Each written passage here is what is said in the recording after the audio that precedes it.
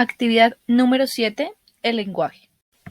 Conceptualización del lenguaje. El lenguaje se considera como un sistema de comunicación simbólico que se manifiesta a través de las lenguas, que son sistemas estructurados de signos que expresan ideas en los que cada palabra es la representación. Allí la expresión del lenguaje se realiza a través de la palabra y la escritura. El lenguaje tiene 3 niveles de mayor a menor complejidad. Como primero encontramos los monemas. Estos son las unidades de la primera articulación o unidades consideradas más pequeñas dotadas de significado. Pueden tener ya sea un contenido semántico como lexemas o si bien una función gramatical como los morfemas. Como segundo nivel encontramos los fonemas. Estos son las unidades de la segunda articulación y se definen como las unidades menores de sonido. Allí estas constituyen una lista cerrada que en el caso del idioma español está formada por 24 fonemas en total. Como tercer nivel encontramos los rasgos pertinentes. Allí estas hacen correspondientes a las unidades de la tercera articulación que se denominan rasgos pertinentes. Estos son los movimientos elementales del aparato bucofonatorio que permiten la emisión de fonemas de acuerdo con las conversaciones fonéticas de cada lengua. Se considera y se dice a nivel teórico que la regulación del lenguaje se lleva a cabo a través de los sistemas motores voluntarios en los que intervienen las vías piramidales y también mediante las vías que regulan los automatismos motores de tipo extrapiramidal. Allí alguna lesión de las vías piramidales o extrapiramidales pueden producir diversas alteraciones a nivel del lenguaje y a nivel del habla. Como anteriormente se mencionaba, el lenguaje tiene 3 niveles de mayor o menor complejidad. Alguna lesión o alteración del lenguaje y el habla se puede presentar, tal como la patología de la disfonía, disastria, afasia, dislalia, disfemia y disglosia. En el procesamiento del lenguaje intervienen numerosas áreas del sistema nervioso central, es decir, desde el tronco cerebral hasta la corteza, que actúan de un modo integrado mediante diversos subsistemas funcionales que involucran más intensamente al hemisferio cerebral izquierdo. Allí se pueden distinguir dos tipos de estructuras reguladoras del lenguaje, los componentes corticales y los extracorticales. Como componentes corticales, el origen del lenguaje como actividad simbólica se localiza en la corteza cerebral y especialmente en el córtex asociativo. Allí podemos distinguir dos áreas reguladoras del lenguaje situadas tanto en el polo anterior como en el polo posterior del cerebro. El área expresiva se sitúa en el polo anterior del cerebro, sobre el territorio ocupado por el lóbulo frontal y está encargada de la motivación lingüística y la articulación verbal de las palabras y de la escritura. Aquí se origina la iniciativa para el desarrollo de cualquier actividad lingüística de tipo expresivo y comprende algunas de las siguientes zonas, como lo es el área prefrontal. El área prefrontal está especializada en los procesos motivacionales del lenguaje, generando las estrategias necesarias para iniciar la comunicación verbal, oral o escrita. El área de Broca, por otra parte, es una parte de la corteza premotora que se ubica en las áreas 44 y 45 del mapa de Brodmann. Es la responsable de la preparación de los programas motores necesarios para la adecuada expresión del lenguaje oral y escrito, coordinando la actividad de los músculos que intervienen en el habla y en la escritura. La corteza motora primaria está situada por delante de la cisura central. Sigue las instrucciones elaboradas por la corteza premotora y por el área prefrontal, siendo responsable de iniciar los movimientos bucofonatorios para pronunciar las palabras y los que guían la escritura. Como segundo, encontramos el área receptiva. Esta está situada en la zona posterior del córtex e incluye los lóbulos parietales, temporales y occipitales. Es la responsable de la regulación del lenguaje comprensivo. El lóbulo temporal izquierdo está especializado en los procesos de análisis y síntesis de sonidos del habla y en él se encuentran las áreas de Helsch y Wernicke. La circunvolución de Helsh está situada en el tercio posterior de la cara externa del lóbulo temporal y corresponde al área auditiva primaria. Allí su función consiste en la recepción de las palabras que posteriormente serán codificadas en las áreas multimodales del lóbulo temporal. El área de Wernicke se localiza en la zona posterior-superior del lóbulo temporal izquierdo y su función es la de dotar de significado al lenguaje oral y escrito, realizando un análisis fonológico y semántico, el cual permite transformar la información auditiva en unidades de significación o palabras. Por otro lado, el lóbulo occipital permite la identificación visual de las imágenes lingüísticas. El área 17, corteza visual primaria, procesa las sensaciones visuales que intervienen en los procesos de identificación de la lectura y la escritura. Allí, el córtex visual asociativo, que se encuentran entre las áreas 18 y 19, realiza el análisis perceptivo de las palabras escritas o leídas.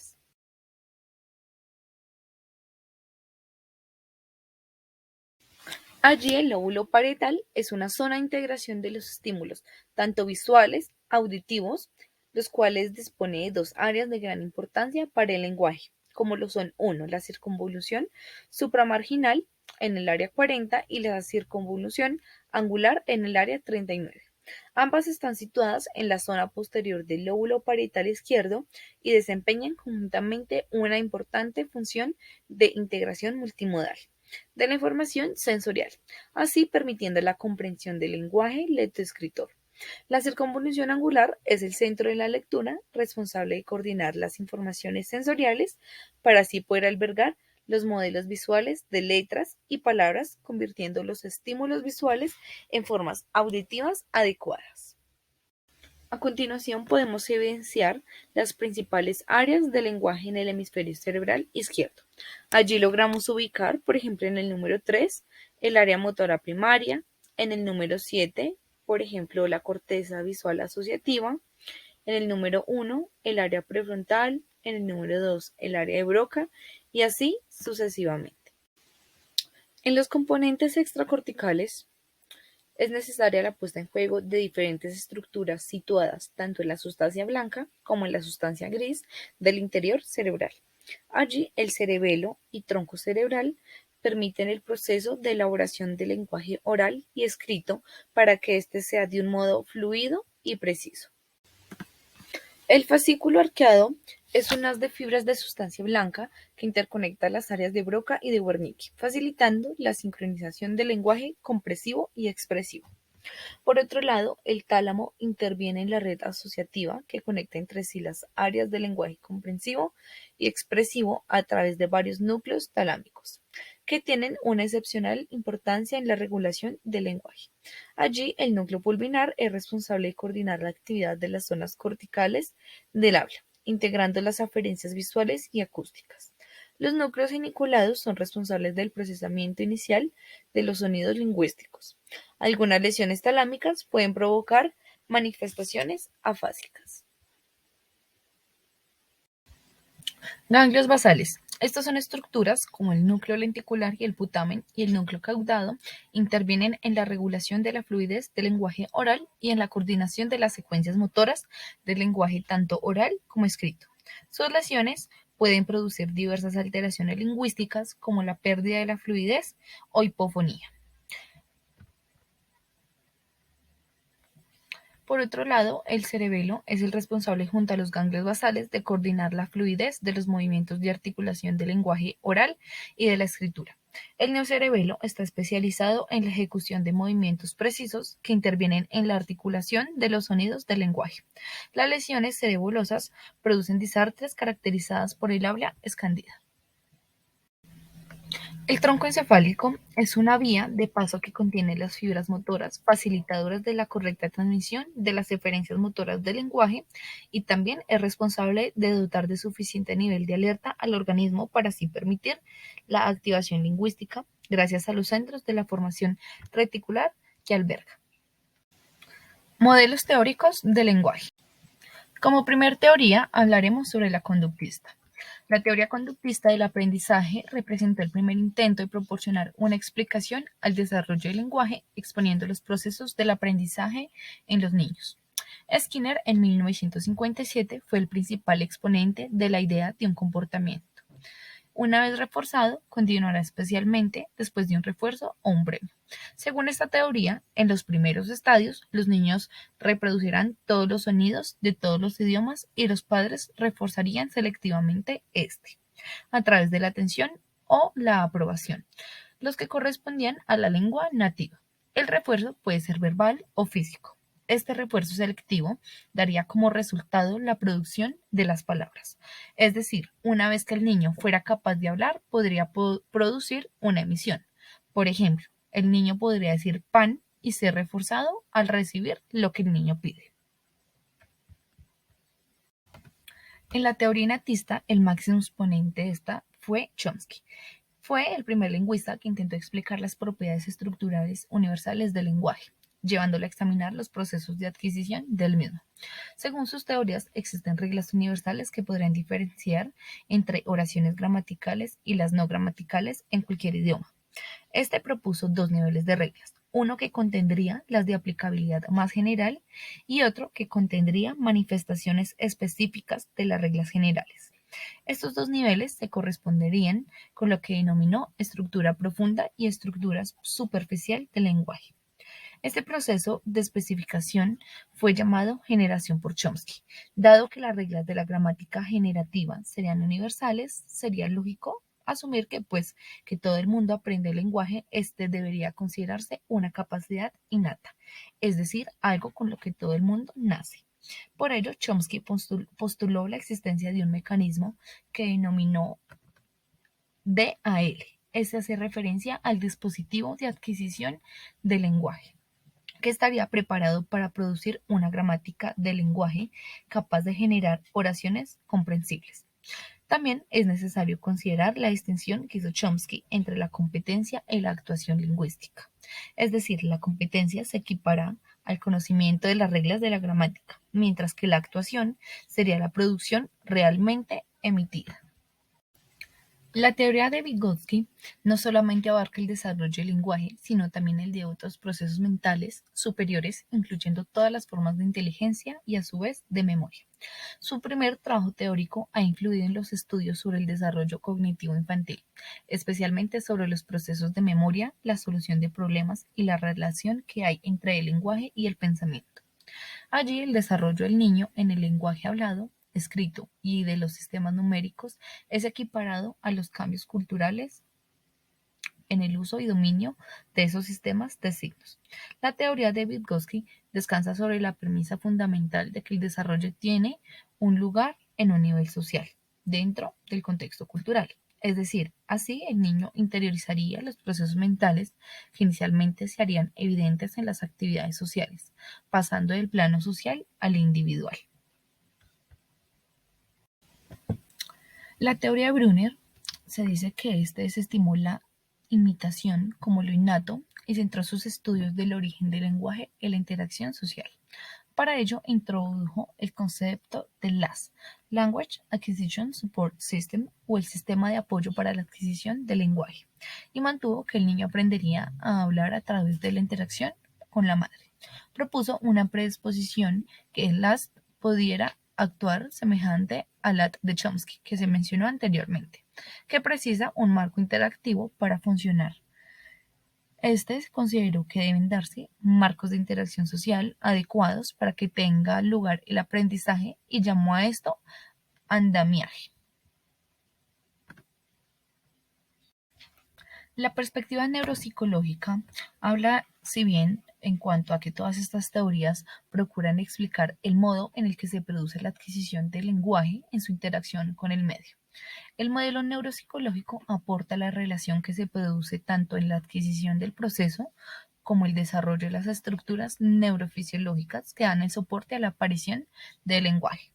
De esta manera, en nuestros primeros años de vida se producirá una especialización de los hemisferios cerebrales, de manera que el proceso del lenguaje será sustentado principalmente por el hemisferio dominante.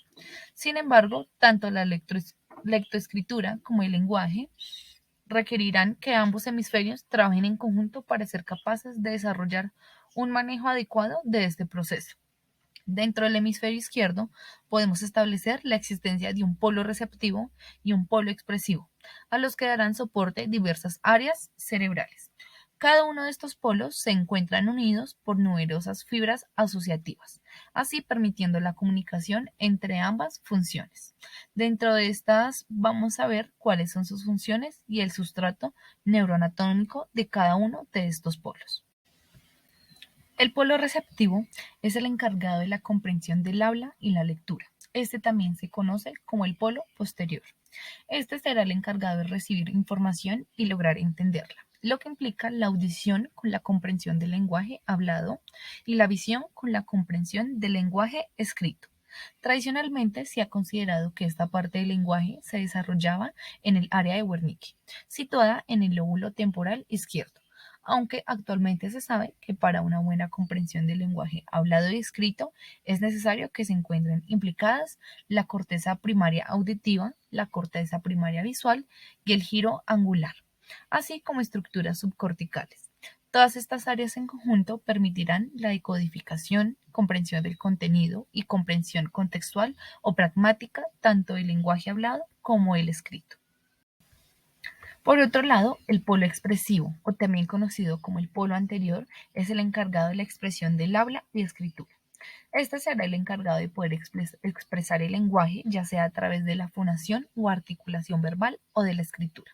Durante mucho tiempo se consideró que el área implicada en la capacidad expresiva del lenguaje era el área de Broca, es decir, en la tercera circunvolución del lóbulo frontal izquierdo dominante. Aunque nuevamente las técnicas de neuroimagen han permitido discernir que la estructura en la que se sustenta la producción del lenguaje es mucho más compleja. Para que se dé lugar de una buena producción hablada o escrita, es necesario contar con estructuras subcorticales, así como de áreas motoras y áreas prefrontales.